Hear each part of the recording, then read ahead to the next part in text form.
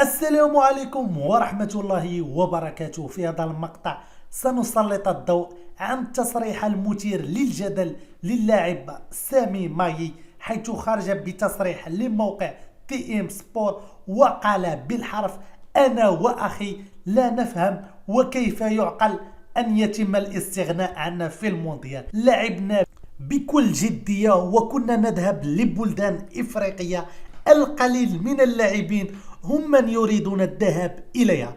اختيارنا لتمثيل المنتخب المغربي بكل قناعة وليس بسبب في المشاركة في مسابقة معينة.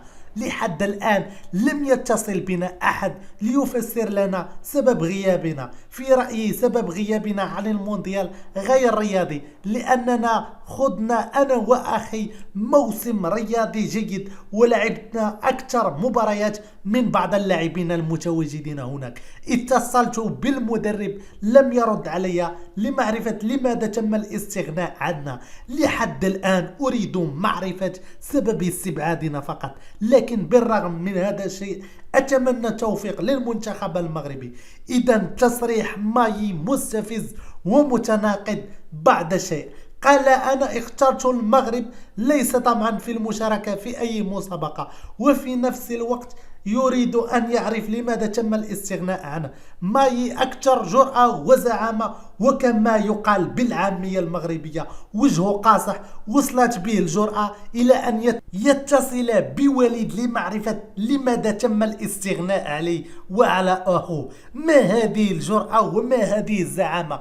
فسياش المتألق والذي يمارس في نادي عريق نادي تشيلسي الإنجليزي لم يتصل عندما تم الاستغناء عليه في كأس إفريقيا. فما هذه الزعامة وما هذه الجرأة؟ وهذا ما يفسر لنا أن الإخوان ماي كان يتنادى عليهم عن طريق السماسرة، لكن زمن وليد زمن الكل، زمن العمل والروح والقتالية، زمن اللاعب المناسب في المكان المناسب، زمن الند للند، زمن لما كنتيش عارف قيمة التوني المغربي ما غاديش تلبسه.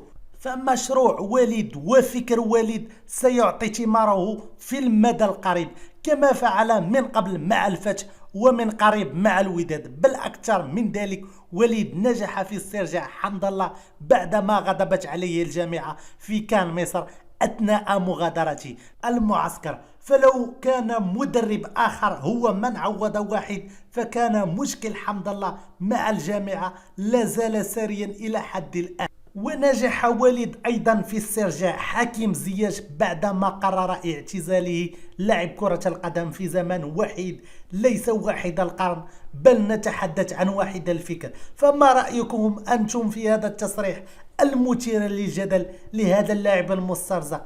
اتركوا لنا تعليقاتكم تعبروا فيها عن رأيكم. وبهذا قد نكون انتهينا. لا تنسوا تفعيل زر الجرس ليصلكم آخر مستجدات المنتخب المغربي. سنقوم بتغطية شاملة لمستجدات المنتخب المغربي في كأس العالم. دمتم في رعاية الله.